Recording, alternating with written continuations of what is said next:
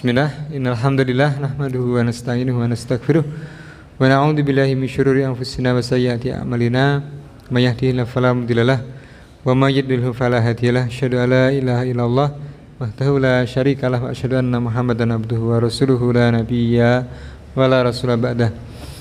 Allahumma shalli wa sallim ala nabiyyina Muhammadin wa ala alihi wa ashabihi wa man tabi'ahum bi ihsanin ila yaumil qiyamah.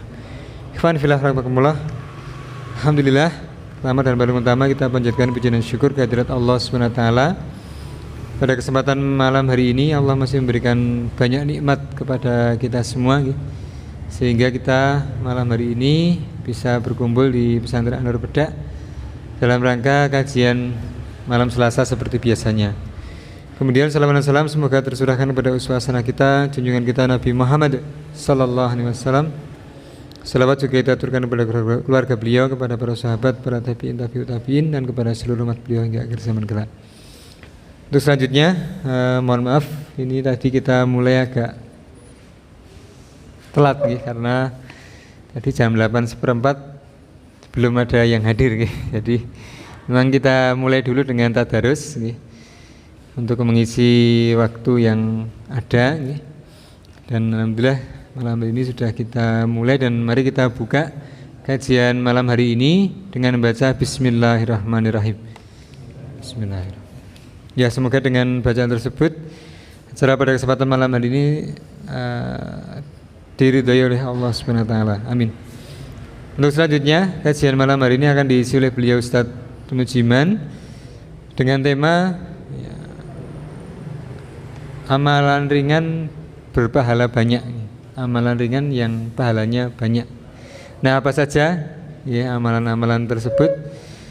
Nanti akan kita dengarkan kajian dari beliau Ustadz Mujiman dari Pandak. Untuk itu langsung saja kepada beliau Ustadz Mujiman, waktu dan tempat kita persilahkan.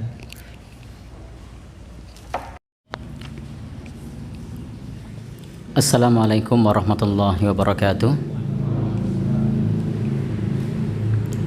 Innal hamdalillah nahmaduhu wa nasta'inuhu wa nastaghfiruh wa natubu ilaihi wa na'udzu bihi min syururi anfusina wa min sayyiati a'malina may yahdihillahu fala mudhillalah wa may yudlilhu fala hadiyalah. Asyhadu an la ilaha illallah wahdahu la syarikalah wa asyhadu anna Muhammadan abduhu wa rasuluh.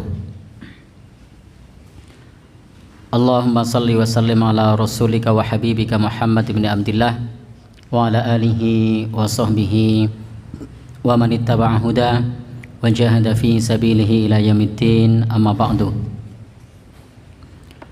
Bapak dan saudara, ikhwan dan akhwat, akhwatnya tidak ada ya, ikhwah sekalian yang berbahagia, pertama-tama kita panjatkan puji dan syukur kehadiran Allah Subhanahu wa taala yang masih melimpahkan kepada kita rahmat, hidayah, inayah, dan nikmat-nikmat yang lain yang kita tidak mampu menghitung nikmat tersebut. Yang kedua, salawat dan salam semoga tercurah pada Nabi kita Nabi Muhammad sallallahu alaihi wasallam sebagai uswah hasanah kita, teladan terbaik umat manusia sepanjang zaman. Yang ketiga, di kesempatan ini apabila nanti kami dalam menyampaikan banyak salah kata, mohon maaf. Di sini nanti kalau ada yang kurang pas tolong dikoreksi. Mengingat di sini saya juga statusnya ban serep, jadi belum tentu sama dengan yang asli. Nanti bisa ditanyakan sama Pak Adnan, ban yang asli itu beda dengan ban serep. Samin apa benten Pak? Beda ya. Nah, badiannya tidak sama, racingnya tidak sama. Jadi nanti kalau misalnya tidak sama dengan yang asli, saya mohon maaf yang sebesar-besarnya. Saya sering bilang status saya dai tidak ada iso, meskipun mungkin nanti jadinya tidak sama. Tadi yang disampaikan ke saya sedianya temanya adalah fikih ibadah. Ngoten nggih Mas Nur nggih, terkait fikih ibadah, tetapi tadi yang diusulkan amalan ringan berpahala besar. Baik, di kesempatan ini saya akan bahas fikih yang terkait dengan amalan ringan saja, sehingga saya ambil satu amalan ringan yang ada fikihnya. Kita ambil bab yang terkait dengan adzan. Adzan ini adalah amalan, dan ini insya Allah bukan sesuatu yang berat untuk kita kerjakan, tetapi pahalanya juga besar, dan di sana ada fikih ibadahnya. Biar win-win solution, fikihnya dapat, fadilahnya dapat. Karena tadi saya sempat kepikiran juga, itu harus merangkum dari kitab Fadhail, amal apa saja. Itu paling tidak kalau 1 jam itu mengumpulkan 5 sampai 10 jenis amal. Nanti tidak malah istilahnya buka kitabnya agak batasinya agak repot, sehingga saya mengambil satu saja, yaitu bab adzan. Baik, saya yakin Bapak Ibu ikhwah sekalian sudah tahu terkait dengan adzan, sudah sering mendengar, fadilahnya juga sudah sering mendengar. Tetapi yang perlu kita garis bawahi di sini bukan masalah sudah sering mendengar, bukan masalah sudah tahu. Yang kita catat bahwa Bapak, Saudara, ketika ilmu itu kita pelajari, meskipun kita sudah tahu, kemudian kita baca lagi, kita pelajari lagi, maka itu adalah bagian murojaah, dan insya Allah mendapatkan pahala dari Allah Subhanahu wa Ta'ala. Maka menuntut ilmu itu selain dipahami dan diyakini untuk mendapatkan ilmu, maka harus kita pahami dan kita yakini mendapatkan pahala. Bahwa membaca kitab para ulama, belajar ngaji, itu pahalanya lebih besar daripada sholat 2 rakaat. Jadi insya Allah, andai nanti ketika saya menyampaikan ini teman-teman tidak mendapatkan ilmu, maka berharaplah kepada Allah agar mendapatkan pahala. Baik, di bab adzan. Adzan ini pengertiannya adalah iklam, pemberitahuan. Jadi adzan itu prinsipnya adalah memberitahu kalau waktunya sudah masuk. Sehingga kalau orang itu mengumandangkan adzan, maka secara bahasa dia sedang memberi tahu atau sedang memanggil. Maka adzan itu maknanya pemberitahuan tentang masuknya waktu sholat, panggilan bagi kita untuk menunaikan sholat. Sehingga secara syar'i al-i'lam bidukhuli waqti sholat bi alfadz makhsusah, yakni pemberitahuan tentang masuknya waktu sholat dengan lafadz khusus. Dan di dalam panggilan adzan itu mencakup, merangkum, meliputi masalah akidah. Jadi dalam panggilan adzan itu di sana ada masalah akidah tentang keagungan Allah Subhanahu wa Ta'ala, isbat penetapan tentang sifat Allah Subhanahu wa Ta'ala. Di sana ada 2 kalimat syahadat, asyhadu an la ilaha illallah wa asyhadu anna muhammadar rasulullah. Ada syahadat tauhid dan ada syahadat rasul. Di sana menafikan, meniadakan semua jenis kesyirikan, dan ada doa ilal falah, doa kepada kebahagiaan, bukan sekedar kebahagiaan dunia tetapi kebahagiaan akhirat. Dan adzan ini memiliki fadilah yang agung, fadilah yang besar, sehingga Rasul menggambarkan mengenai masalah adzan ini sebagaimana dalam riwayat Imam Bukhari dan juga riwayat Imam Muslim dari sahabat Abu Hurairah, anna Rasulullah sallallahu alaihi wasallam qala, bahwasanya Rasulullah sallallahu alaihi wasallam bersabda, lau ya'lamun nas ma fin nida, jika manusia mengerti tentang fadilah adzan dalam panggilan adzan, wasyafil awal, dan juga shaf awal, summa lam yajidu, kemudian tidak mendapatkannya, illa ayastahimu alaihi lastahamu, melainkan dengan cara berundi, niscaya dia akan berundi atau melakukan undian, mengingat fadilah adzan dan fadilah shaf pertama. Dan adzan dan iqamah ini hukumnya adalah fardu kifayah. Jadi hukumnya fardu kifayah ala rijal, bagi laki-laki untuk sholat 5 waktu. Jadi tidak ada adzan selain untuk sholat 5 waktu kecuali ada dalilnya. Ada tidak dalil lain yang dianjurkan adzan? Ada. Apa contohnya? Dalil lain yang dianjurkan adzan padahal bukan untuk sholat 5 waktu. Kenapa Pak? Ya baik. Di antara adzan yang dianjurkan dan ini menjadi bagian ikhtilaf di kalangan para ulama adalah bayi lahir. Ini ikhtilaf di kalangan para ulama. Sehingga kalau bayi lahir diadzankan, nanti sebagian ulama melarangnya karena status hadisnya tidak sampai derajat sahih. Karena status hadisnya tidak sampai derajat sahih, sehingga sebagian ulama melarang.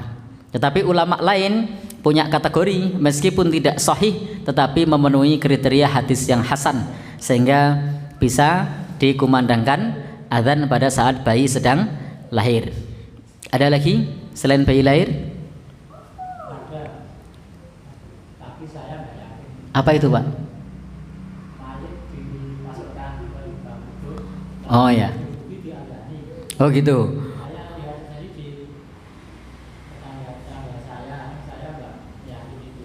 Baik. Kalau itu prakteknya ada tapi dalilnya tidak ada.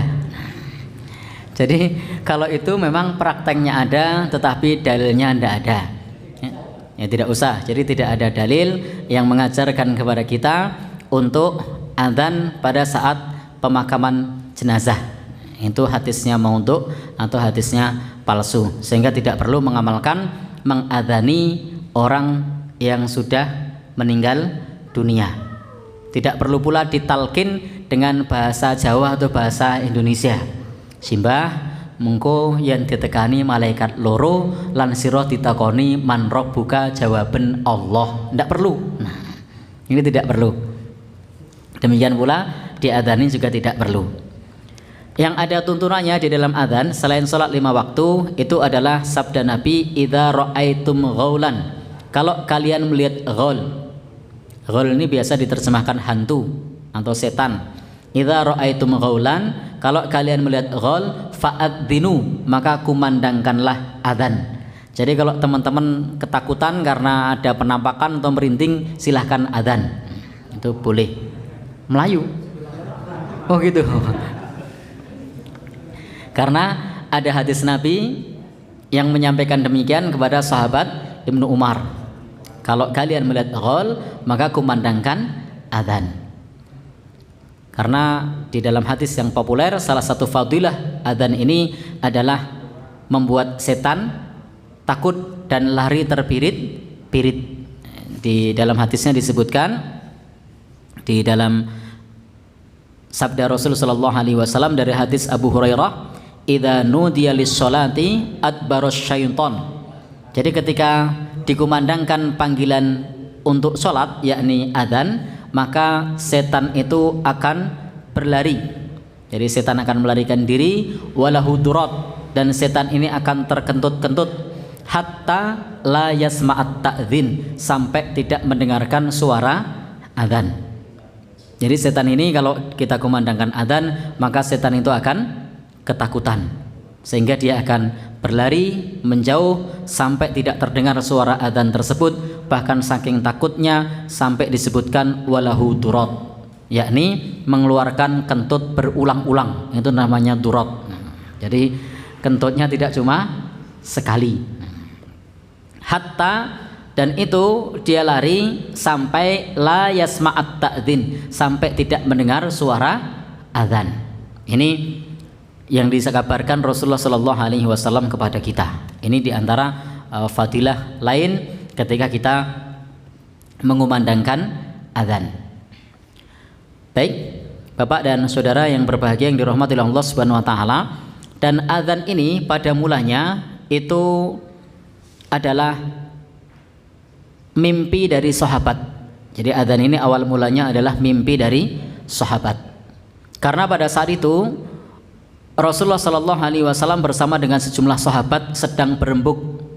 Kalau di tempat kita apa namanya? Rapat, musyawarah untuk menentukan panggilan orang ketika sedang sholat. Karena dulu sebelum ada panggilan adzan, orang itu kalau pada saat sholat tidak diadzani tapi dipanggil. Jadi mereka dipanggil. As-sholatu jami'ah, jadi dipanggil. untuk melaksanakan sholat. Ada pemberitahuan, karena waktu itu belum ada adzan. Maka para sahabat pun usul. Ada yang usul pakai lonceng, usul ini ditolak. Ada yang usul pakai api, usul ini ditolak. Ada yang usul pakai menaikkan bendera, usulnya juga ditolak. Karena itu semua tasyabuh, menyerupai orang-orang umat beragama lain.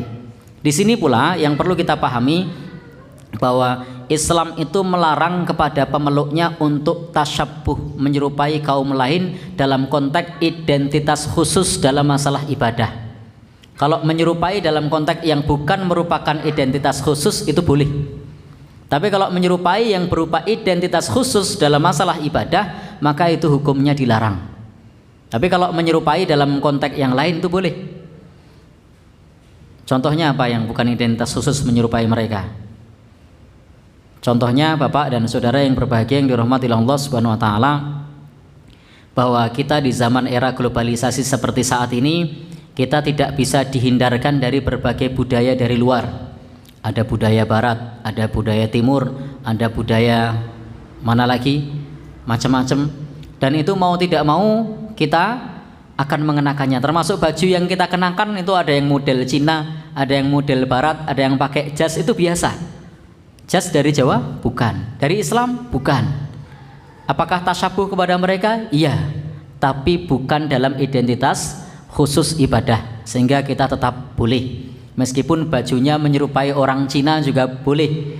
Yang penting bukan merupakan identitas khusus dalam masalah ibadah mereka. Tapi kalau pakai salib ya tidak boleh.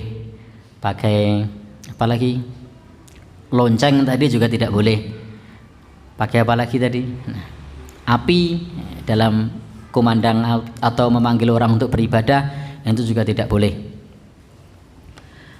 Bapak dan Saudara yang berbahagia yang dirahmati Allah, di sini yang mimpi adalah Abdullah ibn Zaid al-Ansari fil manam, dalam tidur. Fara'a Abdullah ibn Zaid al-Ansari fil manam. Abdullah ibn Zaid al-Ansari bermimpi di dalam tidurnya. Jadi pada saat mereka berembuk itu, mereka semua mengemukakan pendapat tertolak. Kemudian Abdullah ibn Zaid al-Ansari itu bermimpi. Dan mimpinya ini kemudian dikabarkan kepada Nabi Shallallahu Alaihi Wasallam. Maka ketika Nabi Shallallahu Alaihi Wasallam mendengar tentang mimpinya tersebut, kemudian Nabi mengatakan, innaha ru'ya haqqun, itu adalah mimpi yang benar. Innaha ru'ya haq, itu adalah mimpi yang benar. Jadi Nabi mengatakan itu adalah mimpi yang benar. Falqihi ala Bilal. Lalu kemudian meminta untuk diajarkan kepada Bilal. Kenapa? Li'annahu rafi'us saut, karena Bilal itu suaranya keras. Jadi Bilal itu suaranya keras. Fakana afdalu wasilah, dan beliau menjadi orang yang paling utama, sarana untuk mengumandangkan adzan, memberitahu waktunya sholat, karena suaranya keras. Maka sebaiknya orang yang beradzan itu yang suaranya keras. Saat itu belum ada pengeras suara. Kalau sekarang bisa diatur volumenya. Jadi mau dikeraskan, mau dilirihkan bisa. Nah, di sini juga menjadi satu dalil bagi kita bahwa wahyu-wahyu yang disampaikan kepada kita itu ada kalanya ada sebab-sebab tertentu. Di antaranya ini adalah mimpi sahabat yang disetujui oleh Nabi, disetujui oleh wahyu. Ini bukan berarti bahwa mimpi bisa menjadi dalil. Ini bukan berarti bahwa mimpi bisa menjadi dalil. Loh, kenapa itu bisa menjadi dalil? Karena disetujui wahyu, disetujui Rasulullah Sallallahu Alaihi Wasallam. Maka kita tidak boleh menjadikan mimpinya seseorang menjadi dalil dalam beramal, karena Nabi menggunakan mimpinya Abdullah ibn Zaid al-Ansari. Karena itu cara pendalilan yang tidak tepat, karena kita tidak tahu itu mimpi yang benar atau mimpi yang batil. Sementara kalau Nabi itu diberitahu oleh Allah itu adalah mimpi yang benar atau itu mimpi yang batil. Dan kita tahu bahwa mimpinya para nabi itu adalah wahyu. Mimpinya sahabat Nabi yang disetujui oleh Nabi itu adalah wahyu. Sementara kalau kemudian ada orang soleh yang bermimpi lalu kemudian menjadi dasar di dalam beramal, maka itu bukan wahyu. Dan kita tidak boleh beramal berdasarkan kepada mimpi. Adzan itu memang awalnya mimpi, tapi kalau sudah disetujui wahyu, maka dia bukan lagi mimpi, tapi statusnya adalah wahyu. Dan banyak nanti dalam proses pensyariatan itu apa yang dikerjakan itu adalah awalnya dikerjakan sahabat lalu disetujui oleh wahyu.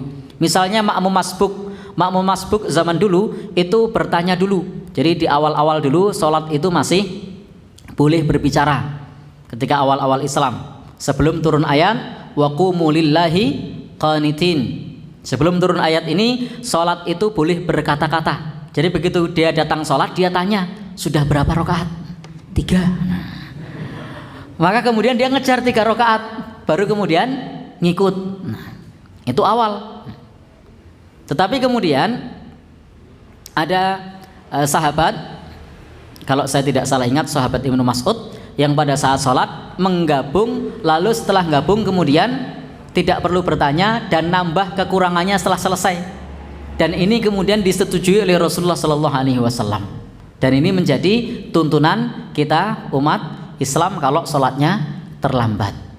Sehingga tidak lagi ngomong wa qumu lillahi qanitin, dan sholatlah, berdirilah untuk Allah Subhanahu wa taala dengan tenang. Dan banyak sekali nanti sahabat-sahabat Rasul yang menjadi sebab dalam pensyariatan Islam. Maka selagi Nabi Shallallahu Alaihi Wasallam masih hidup, itu amaliyah-amaliyah yang disetujui oleh Nabi itu menjadi tuntunan. Tetapi ketika Nabi Shallallahu Alaihi Wasallam sudah wafat, maka kita mencukupkan diri kepada tuntunan Nabi yang sudah ada, tidak perlu bikin-bikin. Karena wahyu sudah kotok, wahyu sudah terputus. Maka jangan berkreasi. Siapa yang akan merekomendasi, siapa yang akan menyetujui. Baik.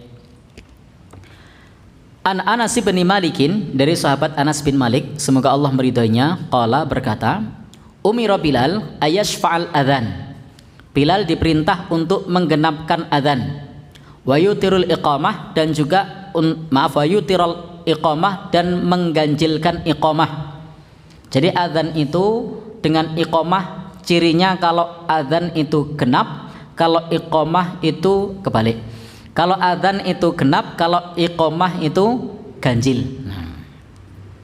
Tetapi ingat bahwa ketika kita, ini juga menjadi satu pembelajaran bagi kita, bahwa di dalam memahami agama kita, agama Islam, itu ketika menafsirkan hadis, menafsirkan Al-Quran, harus dipahami dengan pemahaman para sahabat, harus dipahami dengan pemahaman para salafus soleh. Salah besar kita menafsirkan Al-Quran, menafsirkan hadis Nabi hanya dengan yang tampak saja.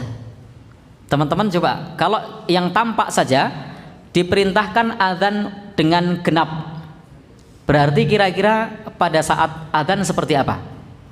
Di bagian penutup Allahu Akbar, terus La ilaha illallah, sekali atau 2 kali? Kalau dipahami apa adanya 2 kali, iya kan?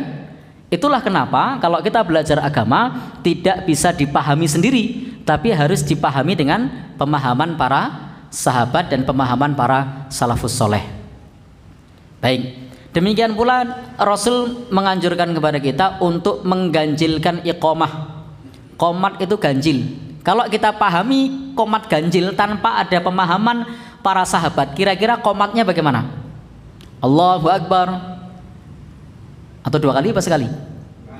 Allahu Akbar, terus asyhadu alla ilaha illallah, asyhadu anna Muhammadar Rasulullah, terus hayya 'alas shalah, hayya 'alal falah, terus qad qamatis shalah, berapa kali?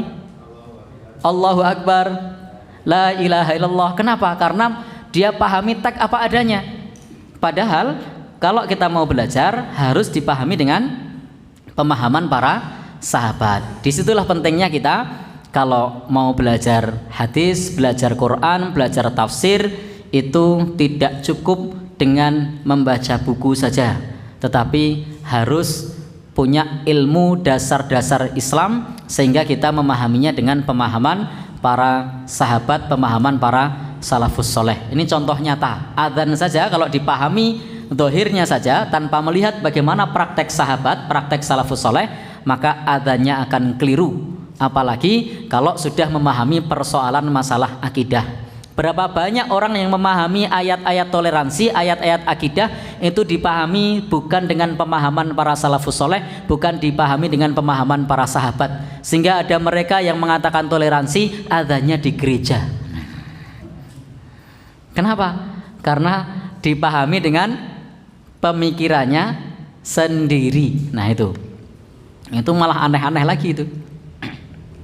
Baik. Bapak dan saudara yang berbahagia yang dirahmati oleh Allah Subhanahu wa taala. Tadi hukum adzan dan iqamah sudah ya. Tetapi di sini para ulama berbeda pendapat. Kan tadi kita sampaikan ada fikihnya. Maka fikih itu kalau pembahasan fikih itu biasanya dihadapkan dengan perbedaan pendapat. Biasanya dihadapkan dengan perbedaan pendapat. Al-Imamu Ahmad wa ba'dul Malikiyah, Imam Ahmad dan sebagian ulama madhab Maliki dan sebagian madhab Syafi'i dan juga Atha mengatakan hukumnya adalah wajib kifayah bagi laki-laki yang sudah balik. Jadi bagi laki-laki yang sudah balik. Ini dalil tentang hal ini itu sangat banyak. Sehingga kalau sudah ada laki-laki yang sudah balik, yang sudah mengumandangkan adzan, maka sudah tercukupi.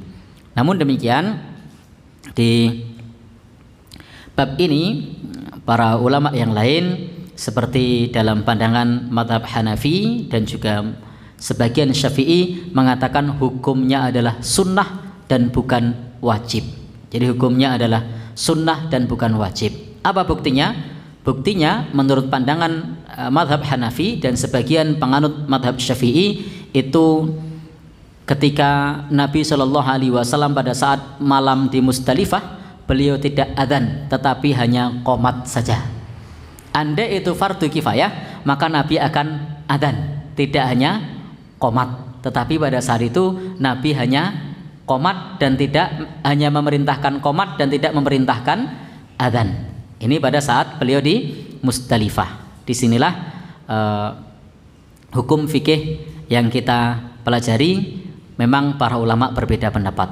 Ada yang berpendapat wajib kifayah, ada yang berpendapat hukumnya sunnah. Bapak dan saudara yang berbahagia yang dirahmati Allah, masih terkait dengan adzan. Bagaimana kalau orang yang adzan tersebut misalnya tidak suci, harus berwudu atau tidak? Karena kalau kita lihat di Bantul ini ada banyak fenomena. Dia sudah datang ke masjid, belum pakai sarung, sudah adzan. Begitu sudah adzan, keluar, mulai. Oh Pak, kok sarung? Dan ternyata belum wudu. Kemudian baru berwudu. Jadi dia yang adzan, tapi dia yang telat. Itu yang semacam ini sering kita jumpai. Saya tidak tahu kalau di Serandaan ono apa ora. Kalau Serandaan itu kayaknya tidak ada. Tapi kalau di daerah Pedak, di Gunung Saren itu ada. Ya, saya pernah lihat soalnya, tapi tidak ngambil sarung, cuman belum wudu. Sik tak wudu sik. Ya, setelah adzan keluar. Baik, bagaimana ini? Kalau ada orang yang adzan atau iqamah itu masih sah meskipun mustadbirul qiblah, meskipun membelakangi kiblat. Jadi orang adzan membelakangi kiblat itu masih sah. Tapi sunnahnya tetap menghadap kiblat ya. Saya sampaikan ini hukumnya masih sah. Demikian pula au qaidan, jika ada orang yang adzan sambil duduk, maka Imam Nawawi menjelaskan adzannya juga masih sah. Tapi ingat, setelah kajian ini jangan balelo. Jadi ini pentingnya kita belajar fikih. Ternyata adzan duduk itu sah. Ini kalau kita baca penjelasannya Imam Nawawi dalam Al-Adhkar. Jangan sampai nanti begitu setelah mengkaji ini sesuatu kok weruh nang masjid lah dan kok Allahu Akbar loh nang. Ya, jangan ya. Ini satu pembahasan fikih. Demikian pula kalau adzannya tersebut sambil berbaring itu juga sah. Jadi membelakangi kiblat sah, duduk sah, berbaring juga sah. Atau muhtisan, dalam keadaan berhadas. Berhadas itu belum berwudu, itu juga sah. Itu artinya orang Bantul sudah mengamalkan pendapatnya Imam Nawawi. Jadi ngajinya sudah lebih dulu berarti, karena sudah tahu kalau ternyata dalam keadaan tidak berwudu itu sah. Maka tetap sahha adzanuhu, adanya tetap sah, wa kana makruhan, tetapi hukumnya makruh. Bahkan jika adzannya di luar masjid, Imam Nawawi mengatakan, ini nanti kontroversi nih, tapi tak waca poro ya, tak baca aja. Jika adzannya di luar masjid seperti di menara, maka orang yang junub pun sah adzannya. Itu beliau mengatakan seperti itu. Tetapi di sini hukumnya makruhnya lebih lagi. Jadi makruhnya lebih lagi. Jadi makruh itu ada dua, ada makruh tanzih, ada makruh tahrim. Makruh tanzih itu yang makruh, makruh tahrim itu yang lebih dekat kepada haram. Jadi makruh yang dekat kepada haram. Baik, Bapak dan Saudara yang berbahagia yang dirahmati Allah Subhanahu wa taala, ini terkait mengenai masalah fikih adzan. Di dalam adzan memang tadi disebutkan oleh sebagian ulama harus laki-laki yang balik. Kalau tidak balik bagaimana? Ternyata mumayyiz tetap sudah dibolehkan untuk adzan. Karena ternyata kalau kita buka kitab-kitab tentang mengenai masalah adzan, itu tidak ada syarat sah orang yang adzan. Jadi kalau dia sudah mafhum, sudah paham masuk waktunya sholat, maka dia sah untuk adzan. Lu tadi balik itu keutamaan. Sudah balik, sudah dewasa itu keutamaan. Tetapi kalau ternyata mumayyiz itu sudah bisa membedakan mana yang baik dan yang buruk, maka adzannya tetap sah. Maka juga kita sering menjumpai anak-anak TPA kadang diminta adzan. Ternyata mereka sudah belajar fikihnya bahwa itu adalah boleh. Bapak dan Saudara yang berbahagia yang dirahmati Allah Subhanahu wa taala. Nah, ketika kita mengumandangkan adzan, kita balik lagi ke fadilahnya. Ketika kita mengumandangkan adzan, la yasma, tidaklah mendengar suara muadzin, jinnun wala insun, baik jin maupun manusia, wala syai'un, atau sesuatu pun.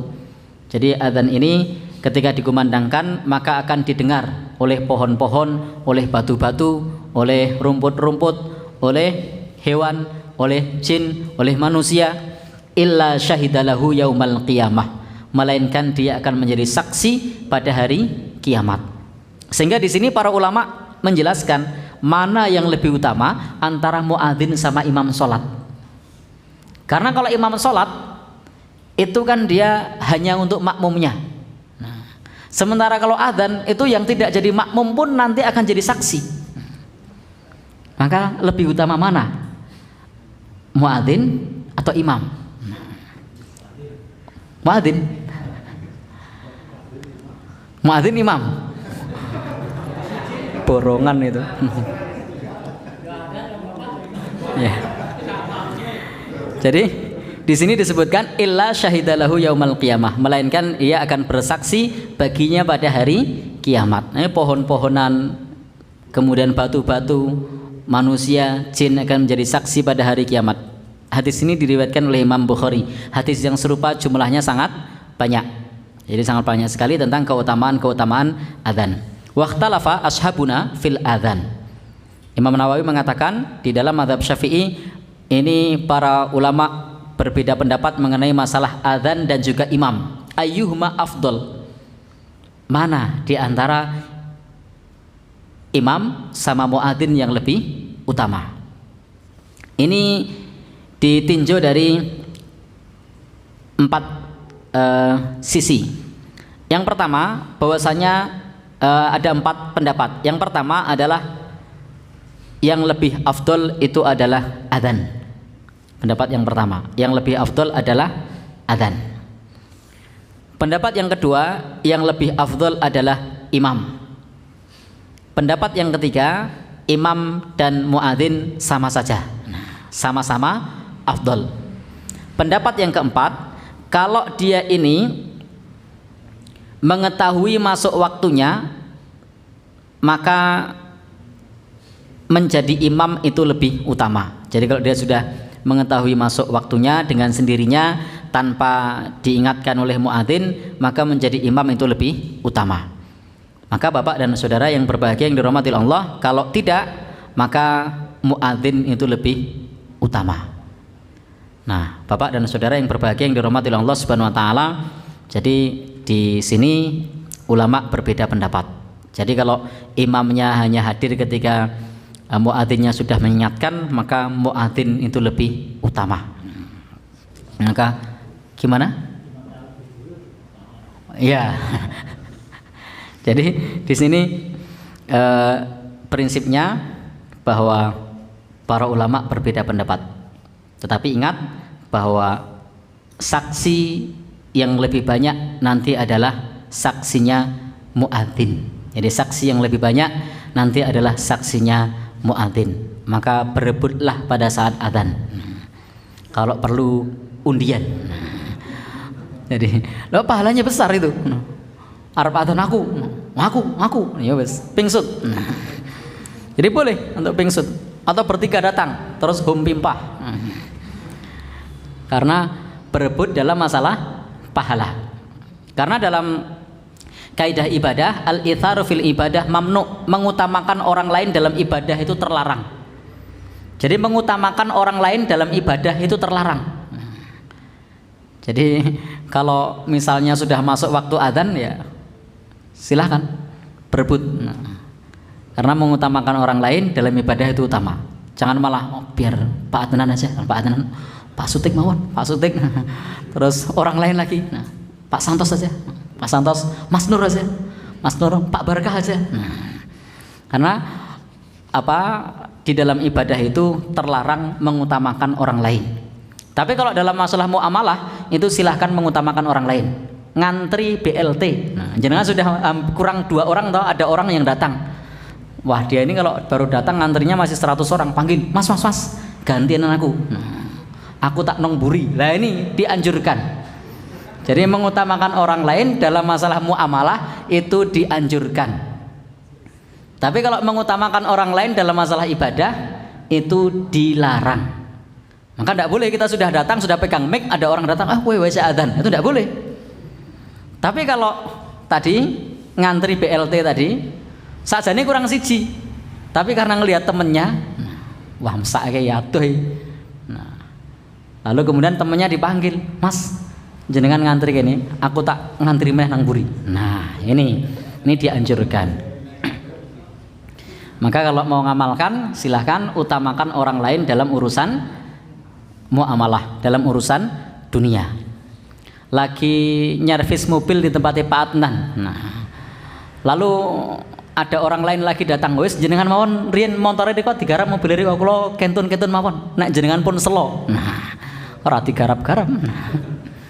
Ya, jadi boleh mengutamakan orang lain dalam masalah muamalah. Tapi kalau urusan ibadah itu jangan mengutamakan orang lain, termasuk wudu. Wudu itu tidak perlu mengutamakan orang lain. Silahkan ngantri, tapi tidak boleh mengutamakan orang lain. Soft tidak boleh mengutamakan orang lain. Mau masuk soft malah monggo jenengan ngajeng. Loh, tidak boleh. Soft kok monggo jenengan ngajeng. Begitu ada di depan tempati. Nah, kalau di sini tidak ada yang begitu ya? Ada. Nah, besok dirubah ini. Jadi kalau ada soft di depan langsung pakai. Jangan kasih untuk orang lain, karena tidak boleh mengutamakan orang lain dalam beribadah. Kalau para salafus saleh dulu berebut, bahkan kalau perlu mereka bukan gelut, berundi. Jadi kalau perlu berundi, undian siapa yang menempati saf pertama. Tapi tadi kalau urusan dunia beda lagi. Pada saat di pondok pesantren misalnya ngantri makan, makanannya terbatas, kita sudah mau dapat makanan, melihat wah itu banyak orang tuh nanti tidak dapat dia, ya sudah jangan gantiin saya aja, saya di belakang nanti tidak dapat, tidak apa-apa. Nah ini boleh. Tapi nek ngono kuwi terus yo apik. Ya. Harus punya stok. ganda. Baik. Jadi ini keutamaan adzan. Ada banyak keutamaan lain nanti. Silahkan dibaca. Di antaranya adalah disebutkan akan menggugurkan dosa-dosa. Jadi kalau kita adzan, salah satunya akan rontok kesalahan-kesalahannya, dosa-dosanya akan diampuni oleh Allah Subhanahu wa taala. Allah Subhanahu wa taala akan memasukkan ke dalam surga. Misalnya itu adalah hadis-hadis Nabi Shallallahu alaihi wasallam yang nanti bisa dibaca di dalam kitab Fadail.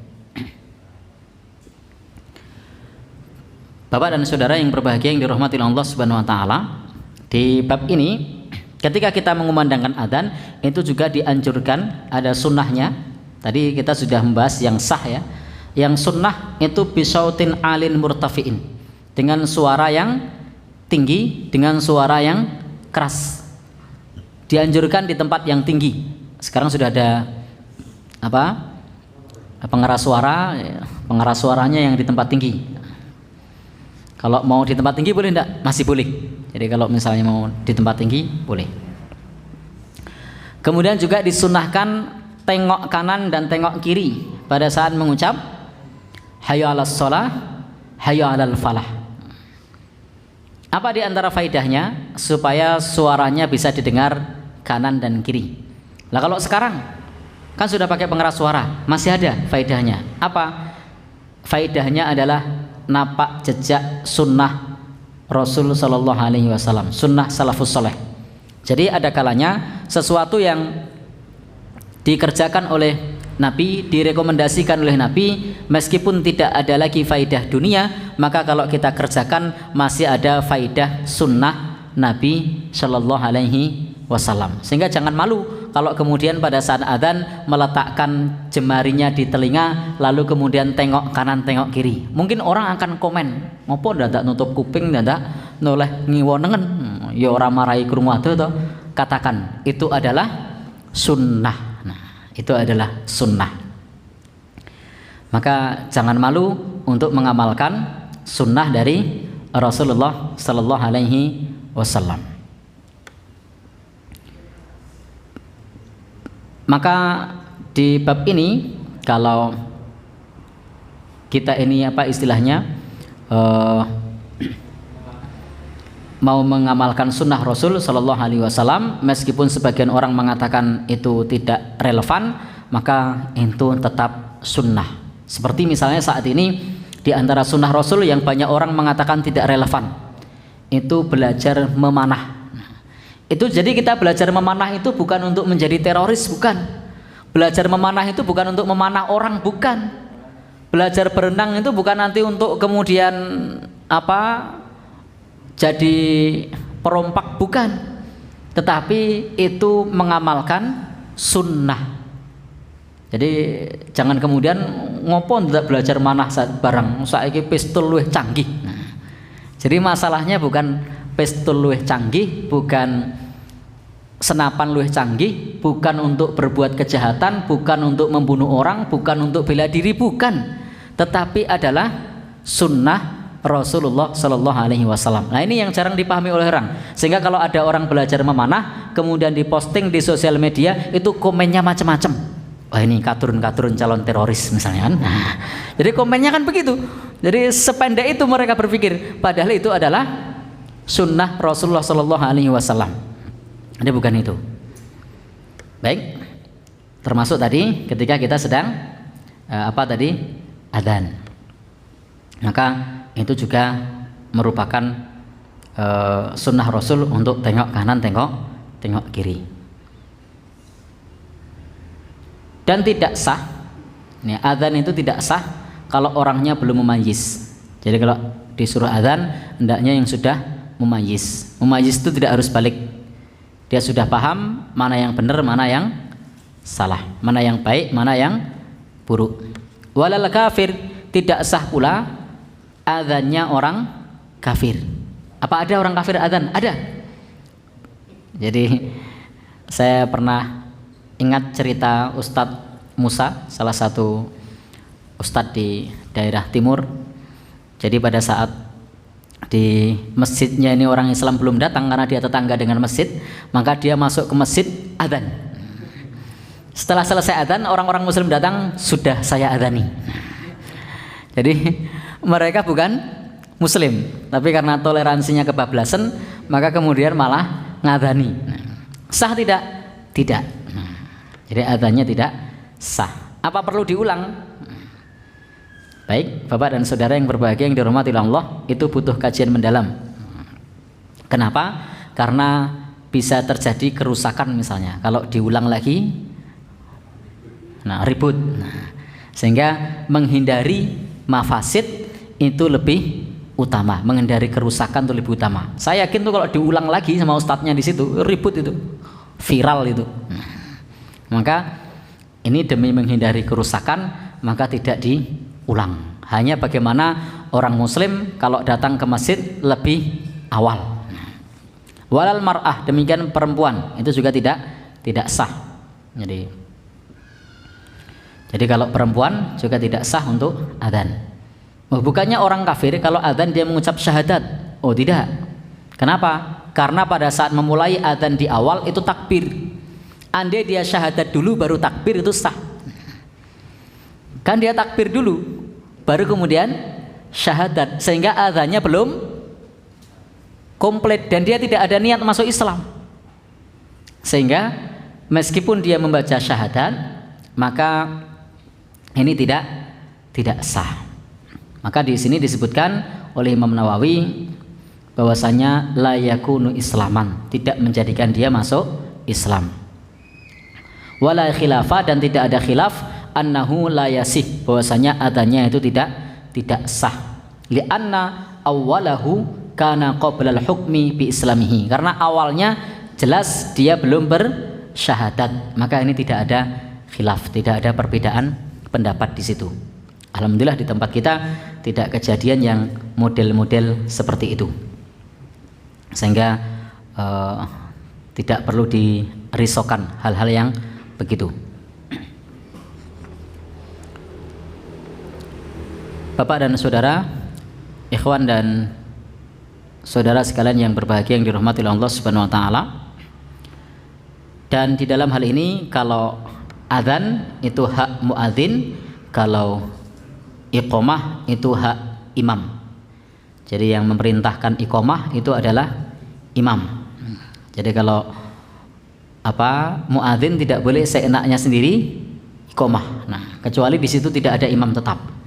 Kalau tidak ada imam tetap, imam sak kecekele ya monggo muadzin mau adzan kemudian mau iqamah. Selama ada imam tetap, maka muadzin tidak punya hak untuk iqamah sebelum mendapat perintah dari imam. Ada imam tetap enggak biasanya? Oh, belum ya? Berarti malah enak itu muadzinnya bebas. Bisa adzan kapan saja selama sudah masuk waktunya, dan kalau mau qomat bisa segera qomat. Pokoknya imamnya tubruan. Siapa yang ada di situ harus siap untuk menjadi imam. Bapak dan saudara yang berbahagia yang dirahmati Allah Subhanahu wa taala, dan kita bagi yang mendengarkannya itu untuk yaqulu man sami'al muadzin, orang yang mendengarkan orang yang sedang adzan, untuk berkata sebagaimana yang diucapkan oleh muadzin. Jadi kalau muadzin mengucapkan adzan, maka hendaknya kata Nabi, idza sami'tumun nida faqulu mislama yaqulul muadzin. Kalau kalian mendengarkan adzan, maka ucapkanlah sebagaimana yang diucapkan oleh muadzin. Kecuali pada lafaz hayya 'alas shalah, hayya 'alal falah, maka kita membaca lafaz hauqalah. Apa itu hauqalah? La haula wala quwwata illa billah. Kemudian Imam Nawawi menjelaskan wa yaqulu fi qawlihi as-salatu khairum minan naum sadaqta wa bararta, atau ucapan sadaqa Rasulullah sallallahu alaihi wasallam as-salatu khairum minan naum. Ini bisa diucapkan menurut penjelasan beliau di kitab ini. Kemudian setelah selesai, ini juga fadilahnya besar, yakni bersolawat kepada Nabi Shallallahu Alaihi Wasallam. Jadi selepas adzan, selepas kita istilahnya mendengarkan adzan, man qala hina yasma'un nida, barang siapa yang mendengarkan panggilan adzan sudah selesai, maka dia mengucap Allahumma rabb hadhihi da'wati tammah wassolatil qa'imah ati muhammadanil wasilata wal fadilah wa ba'ashu maqaman mahmudanil ladzi wa'attah. Ini doa yang diajarkan oleh Nabi Shallallahu Alaihi Wasallam, bisa ditutup dengan innaka la tukhliful mi'ad, maka halal lahu syafaati yaumal qiyamah. Insyaallah mendapatkan syafaat Nabi Shallallahu Alaihi Wasallam pada hari kiamat. Dan ini termasuk bentuk salawat kepada Nabi Shallallahu Alaihi Wasallam yang dituntunkan. Jadi ini termasuk bentuk salawat kepada Nabi Shallallahu Alaihi Wasallam yang dituntunkan. Maka banyak sekali salawat yang dituntunkan oleh Nabi, tapi kita seringkali mencari salawat yang tidak ada tuntunannya.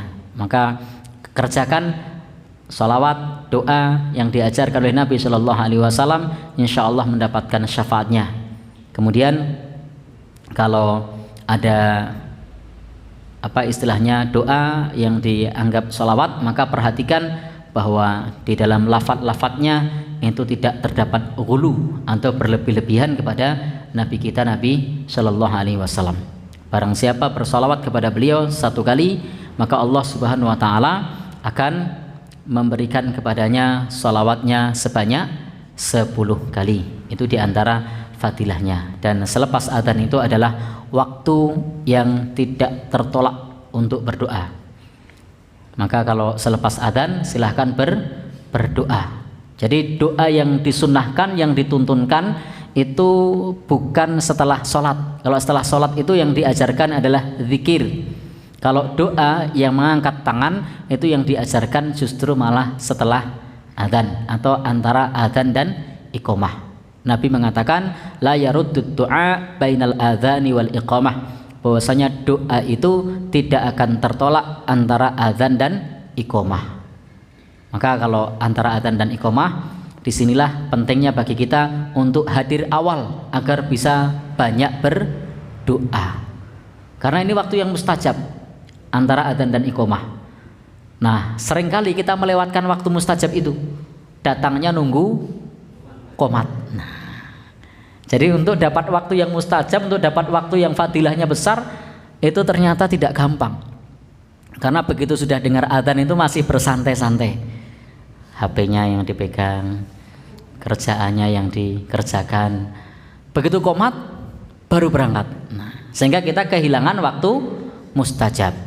Sementara selepas sholat itu termasuk tuntunan untuk berzikir, bukan tuntunan untuk berdoa dengan mengangkat tangan. Maka kalau mau berdoa dengan mengangkat tangan, maka silahkan berdoa antara adzan dan iqamah. Sallallahu al-afiyah fid dunya wal akhirah. Silahkan minta kepada Allah al-afiyah, minta kepada Allah Subhanahu wa taala urusan dunia maupun minta kepada Allah urusan akhirat. Itu monggo. Insyaallah Allah Subhanahu wa taala akan memberinya. Qul, katakanlah atau ucapkanlah.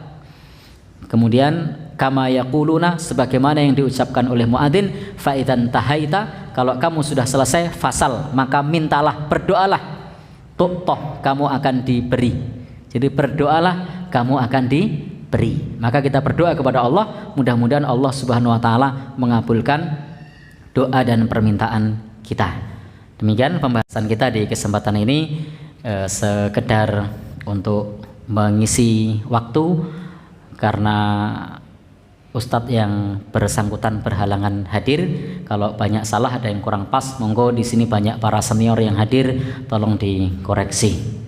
Wallahu a'lam bishawab. Ada pertanyaan dipersilahkan. Kalau tidak ada, waktu saya kembalikan kepada Mas Nur Yuli. Matur nuwun. Wassalamualaikum warahmatullahi wabarakatuh.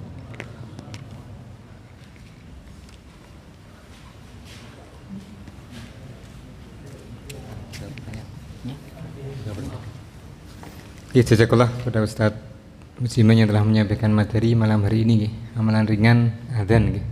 Monggo setelah pulang dari sini, silahkan diamalkan di masjidnya masing-masing.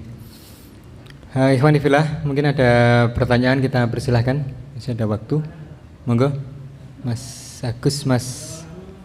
Kalau zaman Nabi itu kapan masuknya waktu subuh itu apa? Kemarin waktu subuh. Terus satu lagi ada yang sebelum adzan itu pakai sholawat dulu itu apa ada tulisannya? Satu lagi Mas Agus yang belakang. Oke, monggo. Assalamualaikum warahmatullahi wabarakatuh. Waalaikumsalam warahmatullahi. Yang saya mau tanyakan itu masalah adzan waktu sholat Jumat itu ada yang 2 kali, ada yang 1 kali, itu yang pendapat yang paling kuat itu yang 1 kali apa yang 2 kali? Monggo. Assalamualaikum warahmatullahi wabarakatuh. Ya, terima kasih. Khusus untuk subuh itu istimewa. Jadi adzan subuh itu istimewa. Karena adzan subuh itu boleh dikumandangkan adzan sebelum masuk waktunya. Tapi kalau zuhur enggak boleh. Asar enggak boleh. Maghrib enggak boleh, isya enggak boleh. Kalau subuh boleh. Maka di zaman Nabi itu adzannya 2 kali. Adzan yang pertama belum masuk waktunya. Adzan yang kedua sudah masuk waktunya. Jadi kalau subuh ini istimewa, meskipun waktunya belum masuk, itu boleh adzan. Tapi kalau bulan Ramadan hati-hati. Jadi kalau bulan Ramadan hati-hati. Belum masuk waktunya jangan adzan awal begitu. Di demo sama warga. Ngerti jam ora kowe. Kok malah adzan lagi enak-enak sahur. Dikira keliru. Baik, jadi untuk mengetahui waktu sholat itu zaman dulu belum ada teknologi seperti saat ini atau jadwal seperti saat ini, itu belum ada. Kalau sekarang kan mau jadwal sholat tinggal ketik di Google pun ada. Jadwal sholat hari ini, langsung ngomong sholat subuh hari ini pukul sekian sekian, sholat zuhur pukul sekian sekian, gitu kan, ngomong sendiri kan HP-nya. Atau kalau enggak tinggal diketik sudah ada, atau di masjid juga sudah ada, bahkan jam digital juga sudah ada. Nah kalau dulu bagaimana?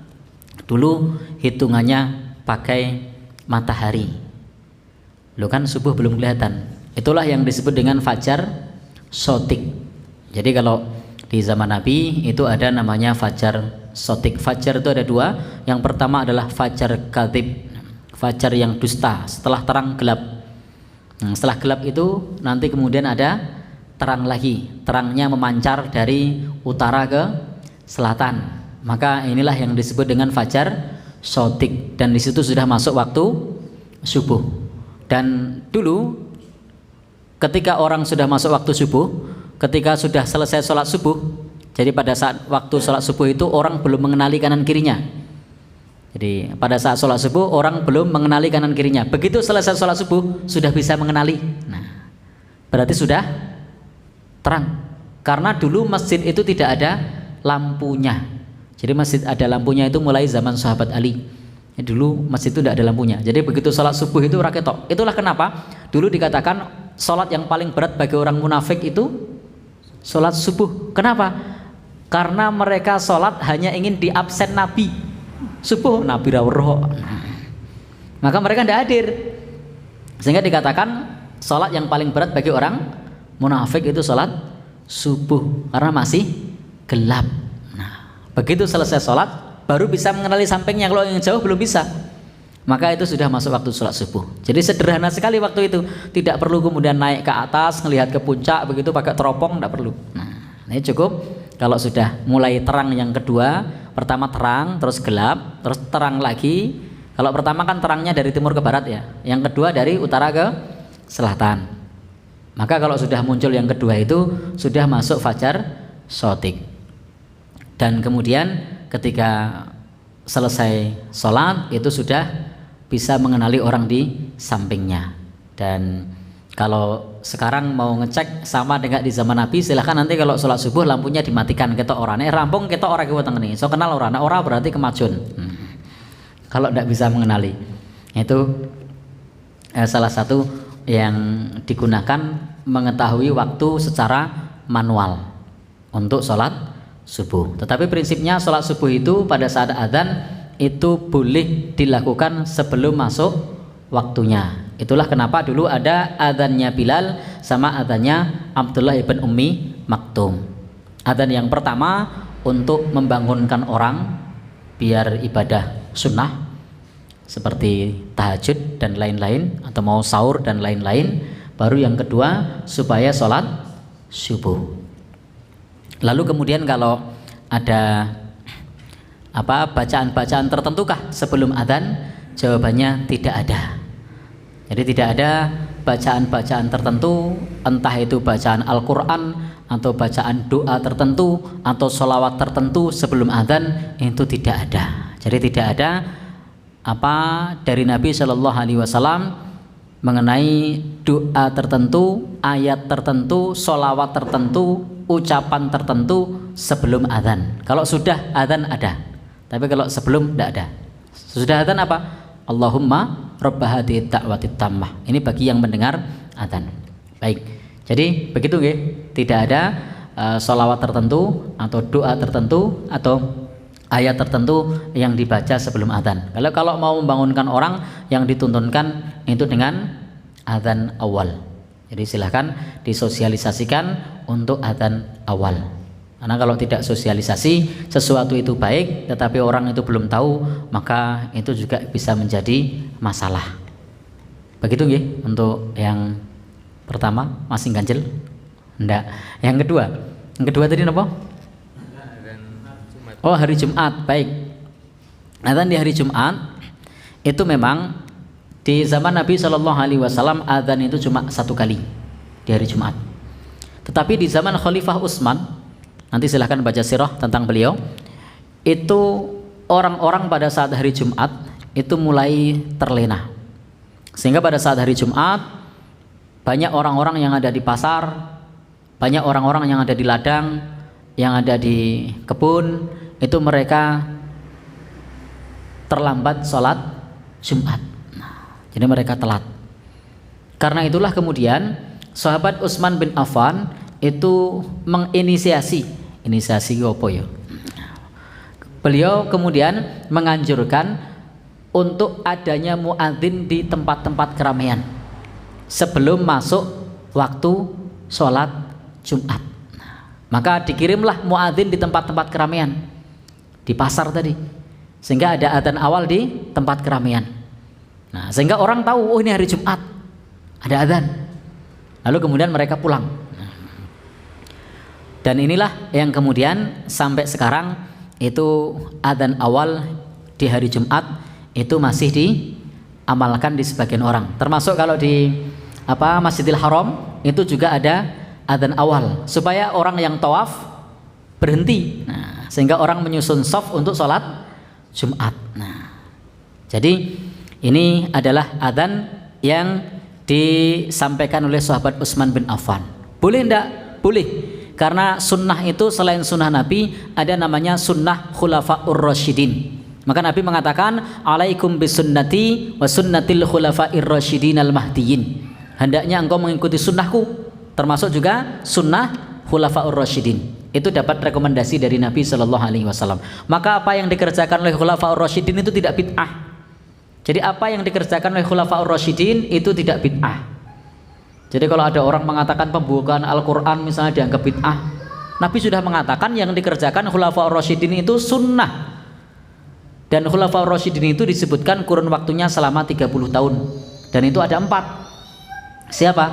Sahabat Abu Bakar, sahabat Umar, sahabat Utsman, sahabat Ali radhiyallahu anhum. Maka apa yang mereka kerjakan itu adalah sunnah. Sehingga kalau pertanyaannya mana yang lebih kuat, semua kuat karena ada rekomendasi dari Nabi Shallallahu Alaihi Wasallam. Maka silahkan yang cukup adzan pertama adzan 1 kali ya adzan 1 kali saja kalau tidak ada hajat. Kalau karena ada hajat seperti di Masjidil Haram supaya orang tawaf berhenti ya adzannya 2 kali. Atau di tempat tambang misalnya batu bara orangnya jauh-jauh pada belum istirahat mungkin. Nah, diadzani 2 kali supaya apa? Supaya orang-orang yang ditambang tadi segera istirahat misalnya. Sehingga kalau diperlukan 2 kali, 2 kali. Kalau sekali, sekali. Ini adalah bagian dari sunnah khulafaur rasyidin. Sehingga tidak perlu diperdebatkan adzan sekali atau 2 kali. Yang sekali itu sunnah Nabi, yang 2 kali sahabat Utsman. Semoga Allah Subhanahu wa taala meridhoinya. Hanya masalahnya kalau adanya di masjid bagaimana saya tidak tahu. Nah, kan kalau sekarang adanya di masjid. Nah, saya tidak tahu. Nah, begitu nggih? Nanti ndak jenengan takon meneh, lho saiki oleh adzan nang masjid. Saya tidak tahu. Yang jelas adzan 2 kali di hari Jumat itu adalah yang disampaikan oleh sahabat Utsman. Yang pertama di keramaian, yang kedua di masjid. Nah, kalau di Masjidil Haram semua dua-duanya di Masjidil Haram, wong tawafnya di Masjidil Haram. Nah, kalau adanya tidak di pasar, di masjid bagaimana? Sekali lagi saya tidak tahu. Nah, nanti silahkan tanyakan sama yang tahu. Wallahu a'lam bishawab. Ya, kita buka masih. Wah, banyak tat. Monggo Pak Sutek. Waalaikumsalam warahmatullahi wabarakatuh.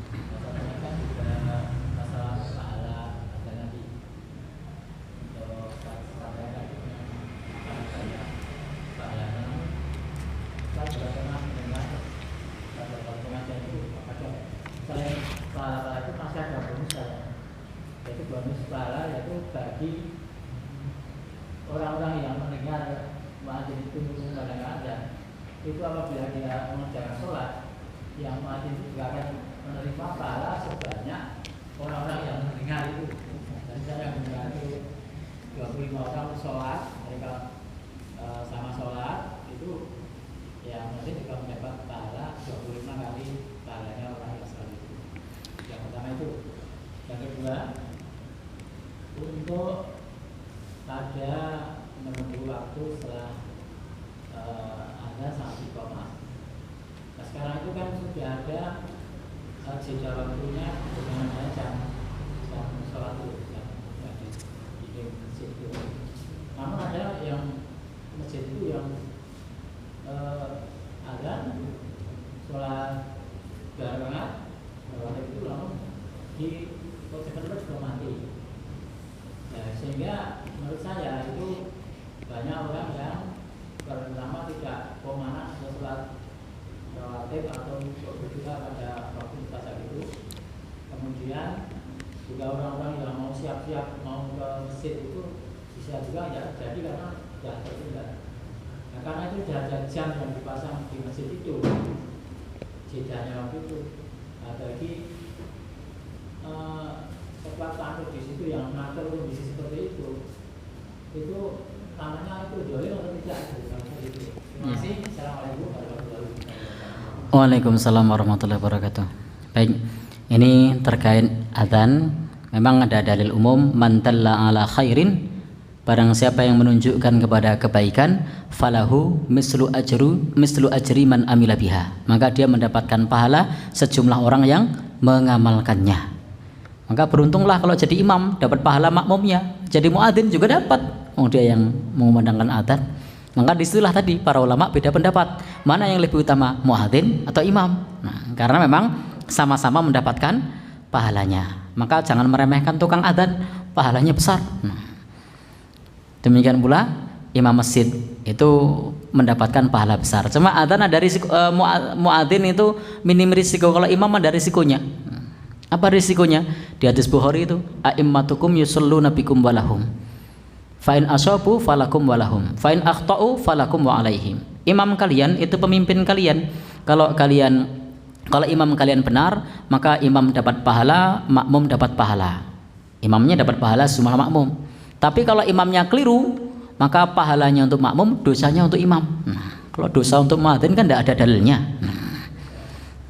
Wah, jadi maka Nabi mengatakan fa in akhta'u falakum wa alaihim. Kalau imamnya itu keliru, maka pahalanya untuk makmum, dosanya untuk imam. Tidak ada dalil mengatakan pahalanya untuk makmum, dosanya untuk muadzin, tidak ada. Jadi tadi keutamaan muadzin salah satunya menunjukkan jalan kebaikan. Maka siapa saja yang menunjukkan jalan kebaikan mendapatkan pahala sejumlah orang yang mengikutinya. Maka bersyukurlah yang bisa adzan di masjid. Cuman jangan bersedih kalau yang mengikuti cuma berapa orang, kok jamaah yang telu lah adzan nanti serain. Insya Allah masih dapat pahala yang lain. Nah, karena keutamaannya banyak. Baik, yang kedua tentang jam istihad. Jadi untuk menentukan iqomah itu hukum asalnya adalah hak imam. Jadi hukum asalnya hak imam. Begitu imam perintah iqomah, maka iqomah. Tetapi karena imam tidak ada, maka kemudian ada namanya jam istihad. Jam istihad itu mestinya digunakan untuk menunggu jamaah, karena ada di dalam Islam ini diperbolehkan bagi kita untuk menunda sholat dengan catatan memperbanyak jamaah, itu boleh. Jadi sholat itu tidak selamanya tepat waktu lebih utama. Ada kalanya menunda jamaah itu lebih utama untuk banyaknya jamaah. Loh kok bisa? Bisa. Di zaman Nabi itu kalau sholat duhur musim dingin dan musim panas waktunya beda. Loh kok beda? Karena kalau pas panas itu kalau gunakan untuk sujud pada saat itu orang-orang pada tidak kuat karena langsung bersentuhan dengan tanah, pasir. Maka kemudian sholatnya rodo mundur. Nah, maka dengan dimundurkannya itu untuk memperbanyak jamaah. Maka menunda iqomah untuk memperbanyak jamaah itu disyariatkan. Maka tidak mengapa kalau dengan ditunda tersebut jamaahnya lebih banyak. Tapi kalau ditunda orang tambah, ya ngopo ditunda. Jadi kalau misalnya ditunda tidak nambah, tidak perlu ditunda. Tapi kalau yakin dengan ditunda itu kok nambah, maka silahkan ditunda. Maka jangan kaget nanti kalau Bapak Ibu yang berbahagia yang dirahmati oleh Allah Subhanahu wa taala, ketika di pesantren-pesantren misalnya kok iqomahnya rodo suwi. Kenapa? Karena kamar mandinya terbatas, tempat wudunya terbatas, sehingga nggo ngantri itu kalau cuma 10 menit dorong rampung, masbuknya bisa separuh lebih. Santrinya 2000, tempat wudunya satu orang untuk ngantri wong 30 misalnya, atau kamar mandinya satu orang ngantri wong 12 gitu ya. Kalau 10 menit keteteran, maka kemudian dibuat agak panjang supaya semua santri bisa berjamaah. Atau kalau jenengan misalnya ke Wonosobo, Salatiga, ke Magelang misalnya, itu kadang kaget mampir masjid kok orang komat-komat toh. Pernah Pak Anton? Pernah? Jam berapa? 12:30 duhur ya. Ya. Itu ya lumayan lengan tadi. Nah, kenapa? Karena memang itu dengan 12:30 tersebut orang yang di sawah bisa pulang, bisa mandi dan cukup untuk berjamaah. Tapi kalau tidak dibuat begitu, dibuat awal waktu, mereka baru pulang, baru mandi udah ketinggalan. Nah, maka di sini jam istihad itu hendaknya digunakan sesuai dengan kemampuan untuk memenuhi masjid. Kalau 10 menit cukup ya 10 menit. Kalau tidak cukup ya 15. Tapi kalau ternyata dibuat 30 menit kok mengkuwi-kuwi lah ngopo? Nah, sehingga silahkan nanti dilihat di jam istihad tersebut sejauh mana manfaatnya. Kalau diawalkan bagaimana, kalau dibuat rodo mundur seperti apa. Cari yang jamaahnya lebih banyak. Nah, kalau ternyata ditunda ya mung 5. Nah, lah ngopo ditunda? Malah tambah ngerusulo rakomat-komat gitu. Nah, jadi begitu, itu jam istihad. Dan jam istihad itu dulu tidak ada karena itu hak imam. Tapi sekarang ini adanya jam istihad, maka jam istihad itu hendaknya yang namanya teknologi, sarana prasarana itu digunakan untuk mempermudah bukan untuk mempersulit. Apa artinya teknologi kok malah mempersulit? Jadi adanya teknologi itu digunakan untuk masolih mursalah, untuk mempermudah dan untuk mendatangkan maslahat yang lebih besar, bukan untuk menghambat, bukan untuk mempersulit. Lalu kemudian bagaimana kalau kemudian dibuat jamnya cepat, itu takmirnya zalim apa tidak? Itu dilihat situasinya, kita tidak tahu. Kalau ternyata situasinya ditunda ya padha wae ya insya Allah dia tidak zalim, karena memang ukurannya takerane ya semono kuwi. Nah, jamaah ya semono kuwi. Tapi kalau kemudian dengan begitu banyak yang masbuk, banyak yang ketinggalan, terus banyak orang kemudian tidak jadi ke masjid karena sudah keburu iqomah, ya zalim. Nah, sehingga tidak bisa kemudian dihukumi seperti itu. Silahkan nanti dimusyawarahkan, dirembuk dengan jamaah yang biasa aktif jamaah di situ mau dibuat berapa menit. Nah, karena ini jam istihad, bukan hak imam, tapi adalah kemaslahatan. Bukan hak imam tapi kemaslahatan. Kecuali ada imamnya, imam berhak menentukan. Jadi kalau ada imam, imam berhak menentukan. Imam mengatakan 10 menit, ya sudah, menurut imam. Nah, sementara di tempat kita kan tidak ada imam. Dan imam itu ketika menentukan sesuatu, imam itu biasanya kalau di zaman dulu itu sekaligus merangkap sebagai pejabat. Jadi kalau gubernur atau khalifah, selain sebagai khalifah itu bisa ngimami. Gubernur itu bisa ngimami, bupati bisa ngimami, kemudian camat bisa ngimami, RT bisa ngimami. Dan ra'iyatul imam atau kepemimpinan suatu imam itu ala ra'iyati, atas apa yang dipimpinnya itu manutum bil maslahah. Nah, ini kaidahnya begitu. Manutum bil maslahah, bukan manut ya. Jadi manut bil maslahah, maksudnya diikat dengan maslahat. Maka imam itu kalau memutuskan insya Allah tidak sakar PDW, tapi sudah menimbang maslahat. Nah, kaidahnya begitu. Jadi ra'yul imam ala ra'iyatihi manutum bil maslahah. Kalau saya keliru tolong dikoreksi. Sudah agak lupa kaidah itu. Intinya pendapat imam, pendapat pemimpin itu selalu diikat dengan maslahat. Wallahu a'lam bishawab.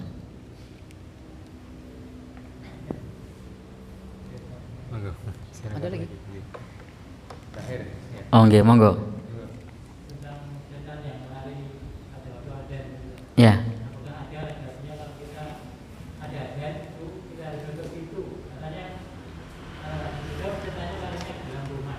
Ya.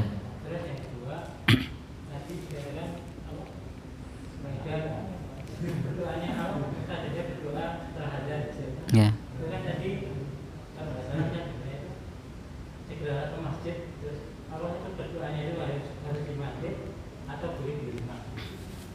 Ya. Terima kasih. Baik, yang terkait dengan adzan, wallahu alam, kalau mengenai masalah menutup pintu itu yang dianjurkan sebelum tidur. Jadi kalau sebelum tidur itu dianjurkan menutup pintu, dianjurkan menutup tempayan apa ya, bejana, dianjurkan gimana tempat-tempat air itu ada. Nanti silahkan ditanyakan karena setahu saya di sini ada kajian jin dan ru'yah, itu ada di bukunya Syekh Wahid Abdus Salam Bali, dikaji di sini kalau tidak salah. Karena itu sama dengan kajian saya waktu beberapa saat yang lalu, diambil gambarnya juga sama Mas Agus. Nah, itu sudah kita bahas di situ bahwa setan itu akan masuk ke rumah-rumah, ke bejana-bejana dan seterusnya, dan kita dianjurkan menutup dengan membaca bismillah karena setan tidak mampu membuka penutup yang dibacakan bismillah. Nah, kalau mengenai waktu adzan wallahu alam bishawab saya tidak tahu. Termasuk kalau maghrib itu betul ada dalilnya, ada hadisnya supaya pintunya ditutup, kemudian anak-anak kecil itu dipersilahkan untuk masuk rumah atau masuk masjid. Nah, tidak dibiarkan untuk berkeliaran di luar. Itu memang betul. Tetapi kalau pada saat adzan kemudian suruh menutup pintu agar setan-setan tidak lari ke rumah, wallahu alam saya tidak tahu. Nah, jadi kalau tidak ada dalilnya sebaiknya tidak usah diamalkan. Tetapi kalau Anda menemukan dalilnya silahkan diamalkan. Kalau saya sejauh ini tidak tahu. Nah, yang kedua tadi apa? Oh, berdoa. Baik. Jadi di situ disebutkan bahwa di dalam hadis Nabi tadi, Nabi Shallallahu Alaihi Wasallam mengatakan tidak tertolaknya bainal adzani wal iqamah, antara adzan dan iqamah. Baik. Di sini tentu bagi orang yang dianjurkan berjamaah ya doanya di masjid. Kalau yang tidak dianjurkan berjamaah tentu doanya di rumah. Nah, maka bagi kaum laki-laki yang dianjurkan di masjid maka di situ dilakukan di masjid. Sementara untuk anak-anak yang belum ada kewajiban untuk istilahnya itu balik, kemudian ibu-ibu, maka di rumah karena memang tidak ada kewajiban untuk di masjid. Sehingga kalau misalnya kita sebagai kaum laki-laki, tentu hadis ini dipahami bagi kita antara adzan dan iqamah itu doa yang dikerjakan di masjid, bukan doa yang dikerjakan di rumah. Wallahu a'lam bishawab.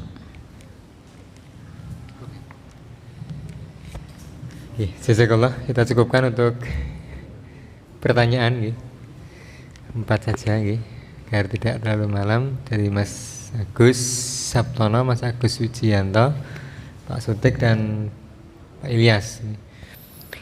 Jazakallah kepada Ustadz Musiman yang telah menjawab pertanyaan dan menyampaikan materi. Semoga bermanfaat bagi kita semua, bisa kita amalkan ilmu dari beliau. Semoga pahala senantiasa mengalir ke beliau. Amin amin ya rabbal alamin. Ikhwani fillah rahimakumullah. Untuk selanjutnya acara yang ketiga yaitu lain-lain. Dari pengurus mungkin ada yang mau disampaikan?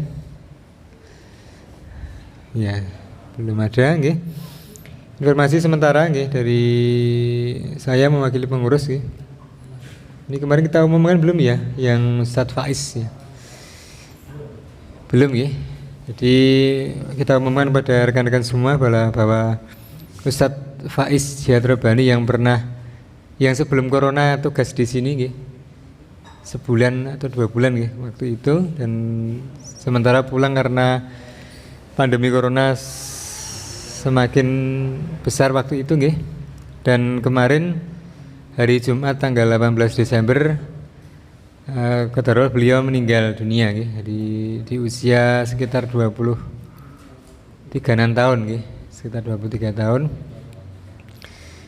ya, karena kecapean mungkin habis naik gunung ya.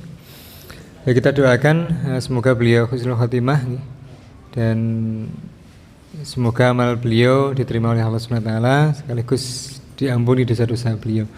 Amin amin ya rabbal alamin. Dan kemarin alhamdulillah hari apa kemarin ya, takziah hari Ahad kemarin takziah dengan mobil kita 8 personel yang berangkat ke sana, Dieng rumahnya, dan sudah ketemu dengan keluarga, bincang-bincang dan titip salam kepada teman-teman semua yang di sini, keluarga beliau, dan memintakan maaf apabila Ustadz Faiz banyak salah, dan semoga rekan-rekan semua memaafkan semuanya. Ikhwani fillah rahimakumullah, itu informasi yang bisa kita sampaikan malam hari ini. Tidak ada lain-lain yang lain, maka acara selanjutnya yaitu penutup. Mari kita tutup dulu kajian malam hari ini dengan doa kafaratul majelis. Monggo. Subhanakallahumma wa bihamdika asyhadu an la ilaha illa anta. Banyak salah dalam saya membawakan acara, mohon maaf yang sebesar-besarnya. Saya akhiri, assalamualaikum warahmatullahi wabarakatuh.